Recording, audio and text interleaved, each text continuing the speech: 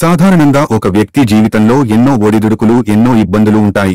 ఇలా ప్రతి ఒక్కరూ ఏదో ఒక సమస్యతో బాధపడుతుంటారు. కొందరు ఆర్థిక సమస్యలతో ఇబ్బంది పడుతూ ఉండగా మరికొందరు సంతానం లేని కారణంగా బాధపడుతూ ఉంటారు. అయితే ఇలా సంతానం లేనివారు సంతానం కోసం ఎన్నో రకాల పూజలు హోమాలు రకాలు చేస్తూ ఉన్నప్పటికీ సంతాన భాగ్యం మాత్రం కలగదు. అయితే సంతానం లేక బాధపడే దంపతులు సంతానం కలగాలి అంటే వాస్తు శాస్త్రం ప్రకారం ఈ రెండు వస్తువులు ఇంట్లోకి తీసుకురావడం వల్ల సంతాన భాగ్యం కలుగుతుందని పండితులు చెబుతున్నారు.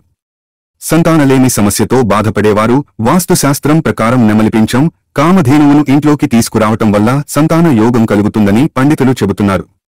నెమలిపించం కామధేనువు రెండు కూడా శ్రీకృష్ణుడిని సూచిస్తాయి కనుక ఈ రెండు వస్తువులను ఇంట్లో పెట్టి పూజించడం వల్ల ఆర్థిక ఇబ్బందులు మాత్రమే కాకుండా సంతాన సమస్యలతో బాధపడే వారికి సంతాన భాగ్యం కూడా కలుగుతుంది.